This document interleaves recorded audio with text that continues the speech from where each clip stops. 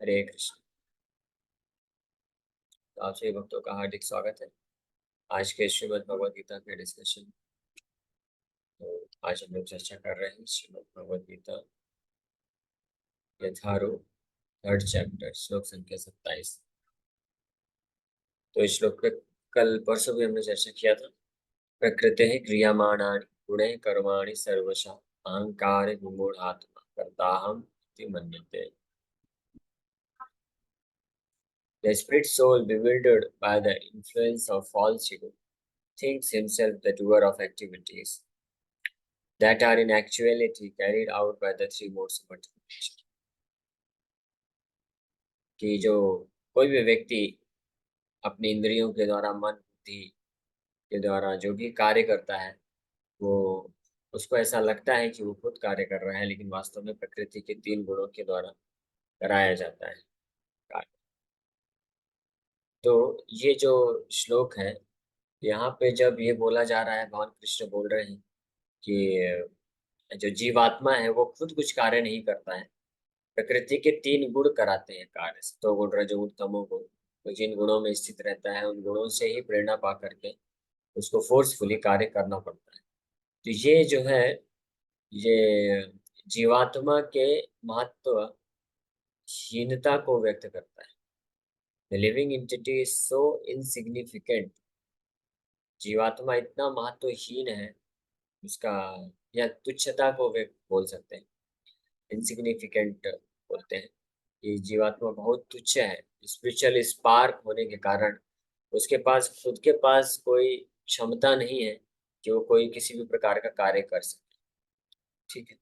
और 5वें अध्याय में भगवान कृष्ण जब बोलते हैं कि लोकस स सृजति प्रभु, एक ये श्लोक भी निकाल लेते हैं। लोकस स सृजति प्रभु, तो प्रभु कह के वहां पे संबोधित करते हैं भगवान। मैच नहीं करता, सृजति प्रभु। एनीवे, तो उस जगह पे उस श्लोक में भगवान कृष्ण बोलते हैं कि हर जीवात्मा प्रभु है। प्रभु मतलब मास्टर है, वो नियंत्रित करता है, वो कार्य करता है। तो वहां पे जब ये बताया जाता है तो वहां पे जीवात्मा के स्वतंत्रता के ऊपर जोर देके भगवान बोलते हैं। इसलिए कई बार गीता में या अन्य शास्त्रों में भी कंट्राडिक्टरी स्टेटमेंट्स आते हैं, लेकिन वो हमको देखना चाहिए कि किस कॉन्टेक्स्ट में वो बोला जा रहा है। यानी किसी भी शास्त्र में जो भी अगर विरोधाभास वाली चीजें आती हैं तो वो दोनों सही है, बस उसका कॉन्टेक्स्ट कॉन्टेक्स्ट मतलब वो किस प्रसंग में बोला जा रहा है उस प्रसंग में निर्भर करता है। और वो दोनों ही बातें सही हो सकती है। जैसे मान लीजिए कोई व्यक्ति है, उस व्यक्ति को एक जगह बोला गया कि जैसे कोई एक स्टूडेंट है तो उसको बोला गया कि वो स्टूडेंट मूर्ख है। तो किसके रिस्पेक्ट में बोला गया है? जो टॉपर है, क्लास का जो टॉपर है उसके रिस्पेक्ट में वो एक स्टूडेंट है वो मूर्ख है। लेकिन उसी स्टूडेंट को किसी अन्य स्टूडेंट जो कि फेल होता है, सबसे लास्ट में है क्लास में, तो उसके कंपैरिजन में वो स्टूडेंट बुद्धिमान है। तो एक ही स्टूडेंट को एक ही टीचर अलग अलग स्थिति में कभी मूर्ख बोलती है, कभी उसको बुद्धिमान बोल सकती है। तो क्या प्रसंग किस कॉन्टेक्स्ट में बोला है, उसी प्रकार से जब जीवात्मा के महत्वहीनता, इनसिग्निफिकेंट नेचर, हमारा जो स्वभाव है, लक्षण है, कि हम इतने भी सक्षम नहीं है कि हम अपने ही इच्छाओं की पूर्ति करने के लिए खुद से कार्य कर सकें। इस प्रसंग में जब भगवान बात कर रहे हैं तो भगवान बता रहे हैं प्रकृति क्रियमाणानि गुणे कर्माणि सर्वशः। सर्वशः कर्माणि, हर प्रकार के कार्य प्रकृति के तीन गुण फोर्सफुली कराते हैं जीवात्मा को। लेकिन जीवात्मा इतना तुच्छ होते हुए भी, महत्वहीन होते हुए भी अपने आप को सोचता है कि मैं करता हूँ। इसीलिए उसको विमूढ़ आत्मा बोला गया है। विमूढ़ आत्मा, मूढ़ आत्मा, मूढ़ मतलब मूर्ख, और विमूढ़ आत्मा मतलब सफिशिएंटली, विशेष रूपेण bewildered by the false ego, अहंकार विमूढ़। bewildered by the false ego, false ego क्या? false ego का मतलब होता है कि अपनी गलत पहचान रखना। तो अपने आप को अ, भगवान से स्वतंत्र मान लेना, या अपने आप कि जो वास्तविक स्थिति है कि मैं भगवान का पार्ट एंड पार्सल हूँ, अंश हूँ, भगवान का एक तुच्छ अंश हूँ, ये भूल जाना और अपने आप को इस शरीर से संबंधित समझ लेना, उसको बोलते हैं अहंकार। तो इस अहंकार में आने के कारण तो जीवात्मा वो सोच सकता है कर्ता अहम इति मनते, कर्ता अहम, मैं करता हूँ, मैं कार्य कर रहा हूँ, ये सोचता है वो, लेकिन वास्तव में ऐसा है नहीं। प्रकृति प्रकृति कार्य कर रही है, ठीक है। और लेकिन वो विचार करता है, वो इच्छा प्रकट कर सकता है। तो इसकी इच्छा होती है भिन्न भिन्न प्रकार के कार्य को करने के लिए, इसलिए अन्यत्र गीता में वो एक जगह प्रभु भी कह के भगवान संबोधित करते हैं। और भागवत में एक अन्य जगह जंतु कह के भी बोला गया है। तो अलग अलग प्रसंग में इस प्रकार से अलग अलग वर्णन प्राप्त होता है, ताकि कंप्लीट पिक्चर जो है अलग अलग कॉन्टेक्स्ट से समझा जा सके। तो अहंकार विमूढ़ आत्मा, तो विमूढ़ आत्मा क्यों बोला गया है कि अपनी जो निर्भरता है, हम लोग इस पे परसों चर्चा कर रहे थे कि ये हमारी जो निर्भरता है भगवान पे, उसको भूल जाना, उसको या तो ना स्वीकार करना, या उसकी अज्ञानता होना, या उसको ना समझ पाना है, भूल जाना, इसको बोलते हैं विमूढ़ आत्मा। और वो होता है किसके कारण? अहंकार के कारण होता है। और अहंकार का मतलब होता है अपनी गलत पहचान जब कोई कर लेता है। जैसे उदाहरण के लिए, सिंपल से उदाहरण है कि कोई सर्वेंट है, सेवक है, तो है तो वो सेवक, तो सेवक मतलब मालिक पे निर्भर है। मालिक जैसे जैसे आदेश देगा वैसे वैसे वो कार्य करता है। उसके पास खुद के पास इतनी बुद्धि नहीं है कि वो कुछ कार्य कर सके इंडिपेंडेंट, स्वतंत्र होकर के। मालिक जैसे आदेश देता है वैसे कार्य करता है, और मालिक ही उसका पालन पोषण करता है, उसको जो भी जरूरत की चीजें मालिक जो है उसको प्रदान करता है।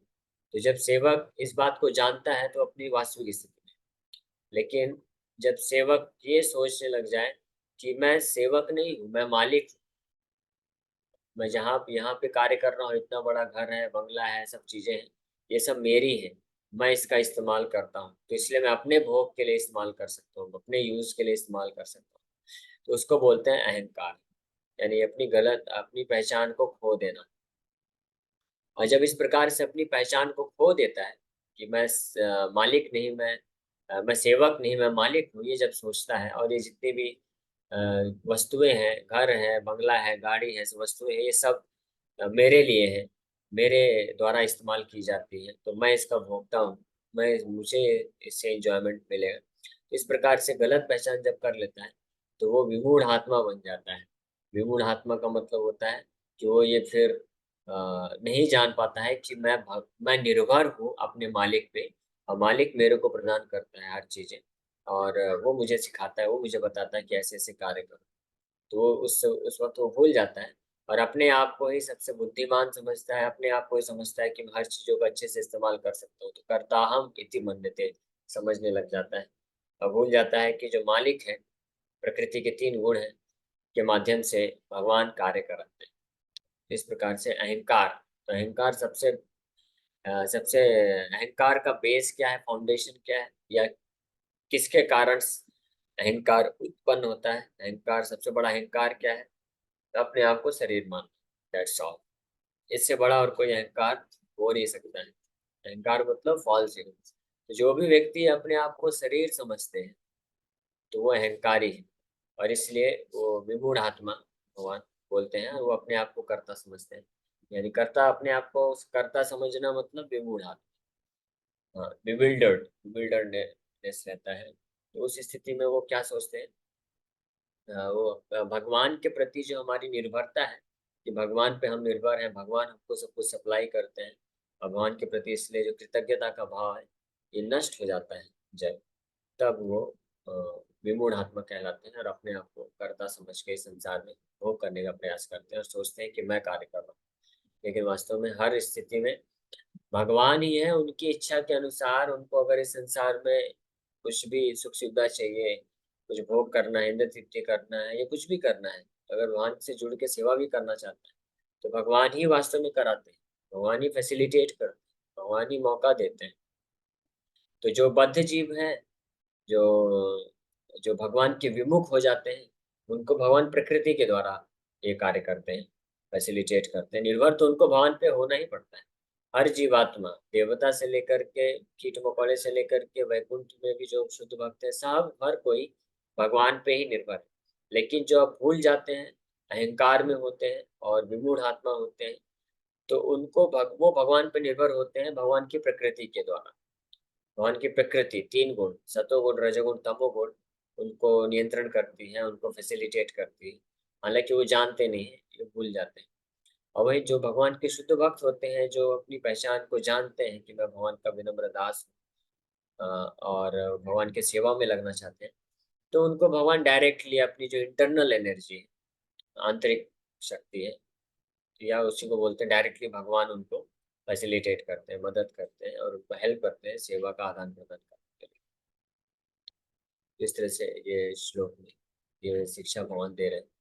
और ये विशेष रूप से कैसे कनेक्टेड है, ये हमने लास्ट टाइम चर्चा किया था, फिर से बता देता हूँ कि जो अ, ऐसे व्यक्ति हैं जो सेल्फ रियलाइज है, तो उनको अज्ञानम कर्म संगिना, जो अज्ञानता में कर्म के प्रति आसक्त लोग हैं, उनकी बुद्धि को भेद नहीं करना चाहिए, क्योंकि वो लोग जो है बिविल्डर्ड है, अहंकार विमूढ़ आत्मा, bewildered by the modes of material nature, और इसलिए प्रकृति के तीन गुणों में फंसे रहते हैं। वो खुद कुछ कर नहीं सकते वास्तव में। इसलिए ऐसे लोगों को धीरे धीरे वो जिस प्रकार के तीन गुणों में फंसे हैं, उन गुणों के द्वारा उनका जो भी स्वभाव है, उनका जैसा कर्म है, उसको भगवान से कैसे जोड़ना है, ये विचार करके उनको भगवान से जोड़ना चाहिए। गोपाल जी तात्पर्य में लिख रहे हैं, to persons, one in Krishna consciousness and the other in material consciousness, working on the same level, may appear to be working on the same platform, but there is a wide gulf of difference in their respective positions. तो दो व्यक्ति जो बाहरी दृष्टिकोण से लग सकते हैं कि एक ही जैसे कार्य कर रहे हैं, एक तो भगवान का जो भक्त होता है, कृष्ण भावना भावित होता है, और दूसरा जो भौतिक चेतना से प्रभावित है, वो भी। तो ये दोनों ही बाहरी दृष्टिकोण से ऐसे दिखते हैं कि एक ही प्लेटफॉर्म में कार्य कर रहे हैं, लेकिन दोनों में जमीन आसमान का अंतर है। जैसा कि ऑलरेडी बताया कि जो भगवान का शुद्ध भक्त होता है, वो भगवान के डायरेक्ट इंस्पिरेशन से, अंतरंगा शक्ति के प्रभाव में, दैवी प्रकृति के प्रभाव में कार्य करता है। और जो भौतिक चेतना से प्रभावित है, वो भौतिक प्रकृति के प्रभाव में आकर के कार्य करता है।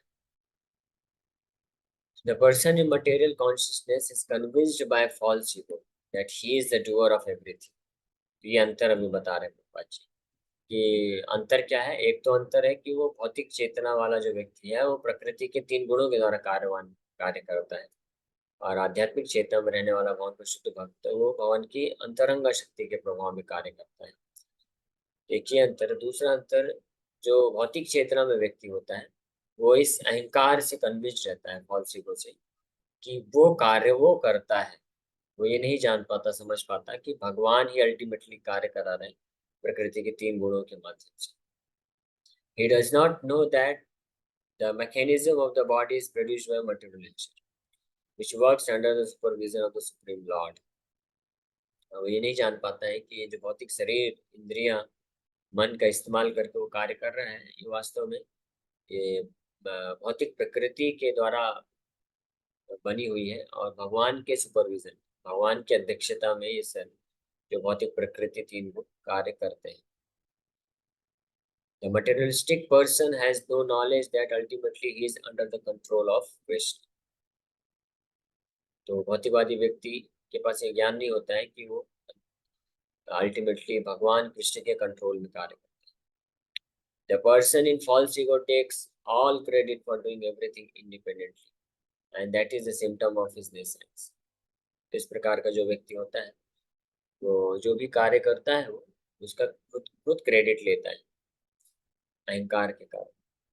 He does not know that this gross and subtle body is the creation of material nature under the order of the Supreme Personality of God. And as such, his bodily and mental activities should be engaged in the service of Krishna in Krishna consciousness. तो इस प्रकार के अहंकार में रहने वाला व्यक्ति, जो अहंकार से बिविल्डर्ड रहता है, विमूढ़ आत्मा रहता है, तो वो नहीं जानता है कि ये भौतिक शरीर और सूक्ष्म शरीर, मन बुद्धि और ये शरीर इंद्रियों समेत, ये भगवान के सुपरविजन में, भगवान की आज्ञा से भौतिक प्रकृति के द्वारा प्रदान किया गया है।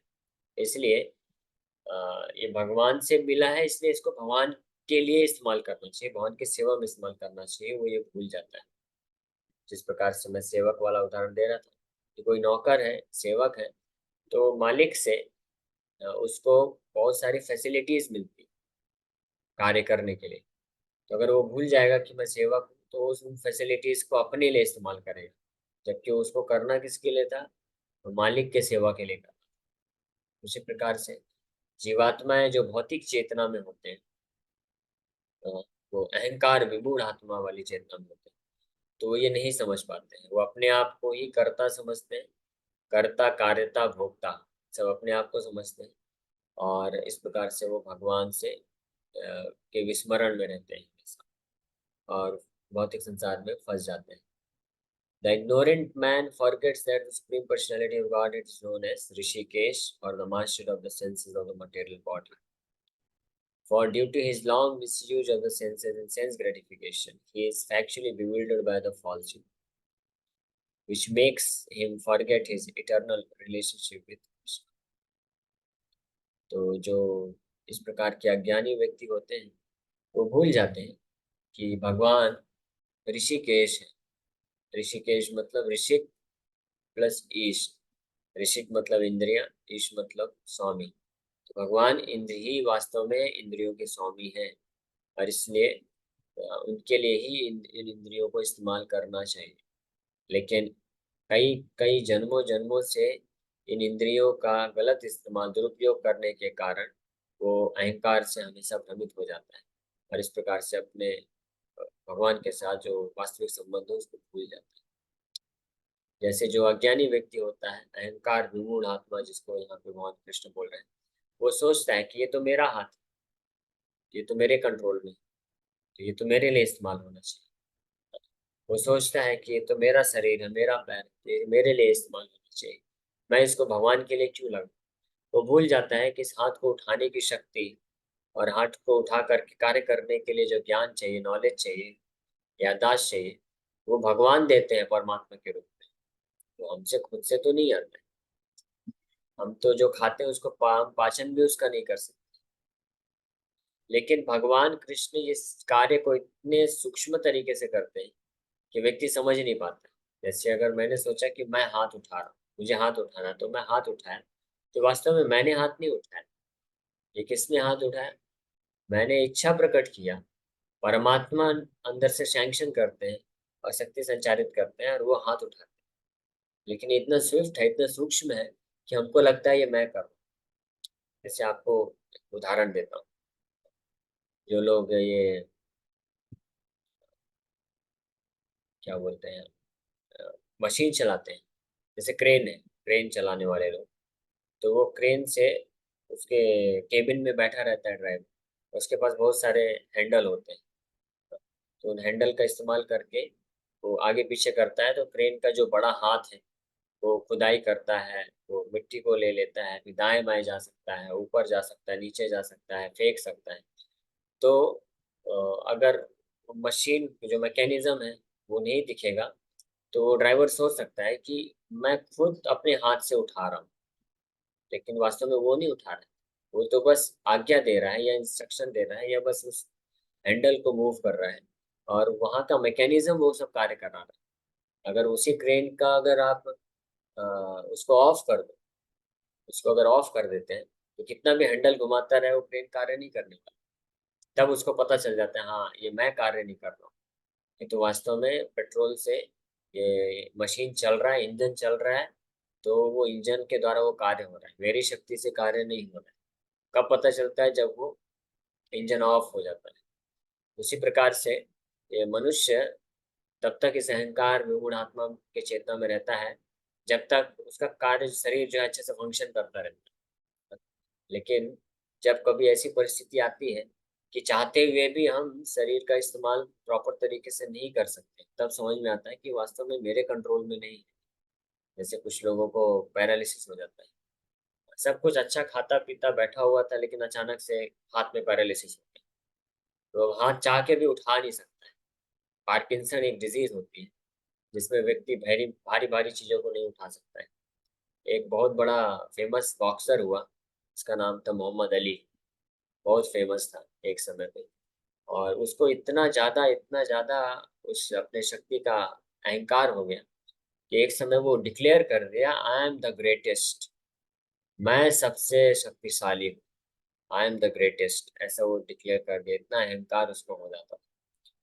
तो कुछ समय पश्चात उसको एक डिजीज हो गया, बीमारी हो गई, जिसका नाम है पार्किंसन डिजीज। पार्किंसन डिजीज में क्या होता है कि व्यक्ति जो है हल्का हल्का जो वस्तु है उसको भी हाथ से उठा नहीं सकता, इतनी भी शक्ति नहीं होती हाथ में। हाथ वैसे ही दिखेगा काम करता हुआ, लेकिन उठा भी नहीं सकता। तो वही मोहम्मद अली जो एक समय पे इतना चैंपियन था, बॉक्सिंग करता था, आई एम द ग्रेटेस्ट बोलता था, डिजीज होने के बाद जब उसको मसाल लेके जाना था तो वो मसाल भी नहीं उठा पा रहा था। एक कप चाय का एक प्याला भी नहीं उठा सकता। ऐसी स्थिति, तब उसको रियलाइज हुआ कि वास्तव में ये शक्ति मेरे द्वारा नहीं है, ये भगवान दे रहे थे। मैं तो बस निमित्त था, भगवान मेरे ऊपर कृपा करके मेरे कर्म अनुसार मुझे अलाउ किए थे, दे रहे थे। उसी प्रकार से जैसे दूसरा उदाहरण लेते हैं, ये जो ड्राइवर जो गाड़ी चलाते हैं, तो गाड़ी चलाते वक्त उसको लगता है कि मैं चला रहा हूँ। एक्सीलेटर में पैर डालता है, ब्रेक लगाता है, एक्सीलेटर लगाता है और स्टेयरिंग घुमाता है, तो लगता है मैं चला रहा हूँ। लेकिन जैसे ही पेट्रोल खत्म हो गया, तो कितना भी एक्सेलेटर देता रहे, ब्रेक लगाता रहे, स्टीयरिंग घुमाता रहे, कुछ होने वाला नहीं। तब पता चलता है कनेक्शन लूज हो गया। उसी प्रकार से शरीर, और ये सबको एक्सपीरियंस होना है,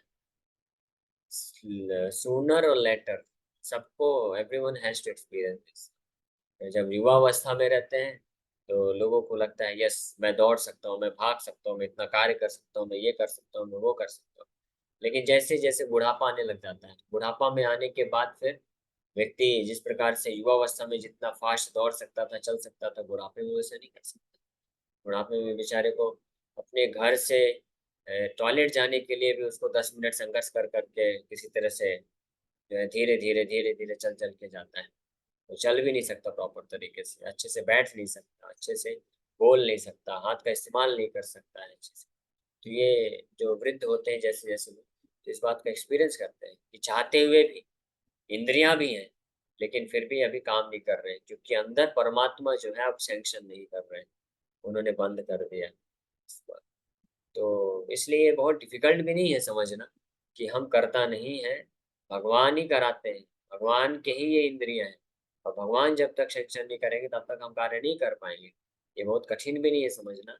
लेकिन फिर भी माया के प्रभाव के कारण, जो अहंकार, विमूढ़ आत्मा अहंकार होने के कारण, जब तक हमारी इंद्रियां, मन बुद्धि अच्छे से कार्य करती है तो हम ये समझ नहीं पाते। हमको लगता है कि यस, ये मेरे कंट्रोल में है, मैं कार्य कर रहा हूँ, मैं करता हूँ, इसलिए मुझे ही भोक्ता बनना पड़ेगा, बनना चाहिए। मैं ही भोगता हूँ। अगर क्योंकि मैं करता हूँ, मेरी इंद्रियां है, मेरा शरीर है, तो मैं ही भोग करूंगा, फिर मैं कृष्ण को क्यों दूं, भगवान को क्यों दूं? ऐसा विचार व्यक्ति करता है। लेकिन जो भक्त होते हैं, शुद्ध भक्त होते हैं, वो भली भांति जानते हैं कि मैं अपनी इंद्रियों से जो भी कार्य कर पा रहा हूँ, मन से जो भी विचार कर पा रहा हूँ, बुद्धि में जितना भी चला पा रहा हूँ, जो भी बोल पा रहा हूँ, जो भी कुछ कर पा रहा हूँ, वो वास्तव में भगवान सैंक्शन कर रहे हैं, भगवान अनुमति दे रहे हैं, भगवान शक्ति दे रहे हैं, भगवान याददाश्त देते हैं। तो इसलिए ये सब सारी इंद्रियों के द्वारा, मन के द्वारा, बुद्धि के द्वारा, शरीर के द्वारा जो वो भी कार्य में करता हूँ, उसके भोक्ता कौन होने चाहिए? भगवान होने चाहिए, मैं नहीं होना चाहिए। तो ये बुद्धिमान लोग, जो शुद्ध हृदय के भक्त होते हैं, वही जानते हैं। इसीलिए ऐसे भक्त लोग फिर डिसाइड करते हैं कि अगर मुझे कुछ कार्य करना भी है अपने मन बुद्धि इंद्रियों के माध्यम से, शरीर के माध्यम से, तो भगवान के लिए ही कार्य करना चाहिए, क्योंकि ये भगवान का ही है, तो उनके लिए ही इस्तेमाल होना चाहिए। तो लॉजिकल, जैसे कंपनी में कोई व्यक्ति ज्वाइन करता है, तो जो भी कंपनी से फैसिलिटी प्राप्त करके वो कार्य करता है, तो उसका जो भी प्रॉफिट होगा कंपनी के पास जाएगा, उसको वो खुद अपने जेब में नहीं डाल सकता है। लेकिन ठीक है, कंपनी वाला जो है, क्योंकि अपने उसने आपको अपना समय देता है, अपना स्किल लगाता है, तो कंपनी वाला सैलरी देता है। तो कंपनी वाले केस में तो फिर भी जो व्यक्ति जॉब करता है, नौकरी करता है, तो अपना समय देता है और अपना शरीर लगाता है, तो उसके लिए सैलरी देता है। लेकिन कंपनी का जो प्रोडक्ट यूज किया है, ब्रांड यूज किया है, तो उससे प्रॉफिट जो है कंपनी को जाना चाहिए। लेकिन भगवान के केस में, हाँ, हम जो भी इस्तेमाल करते हैं, समय भी भगवान के द्वारा दिया गया है, ये शरीर भी भगवान के द्वारा दिया गया है, शरीर का इस्तेमाल करके जो हम कार्य करते हैं वो भी भगवान के द्वारा दिया गया है, बुद्धि भी भगवान के द्वारा दिया गया है, इंटेलिजेंस और नॉलेज भी भगवान के द्वारा दिया जाता है। 15वें अध्याय के 15 नंबर श्लोक में भगवान बोलते हैं, मत्ता सर्वस्य चाहम हृदि सन्निविष्टो मत्ता स्मृति ज्ञानमपोहम, कि मैं सबके हृदय में परमात्मा के रूप में वास करता हूँ और मेरे से ही स्मृति ज्ञान अपोहनम फॉरगेटफुलनेस ये प्रकट होता है।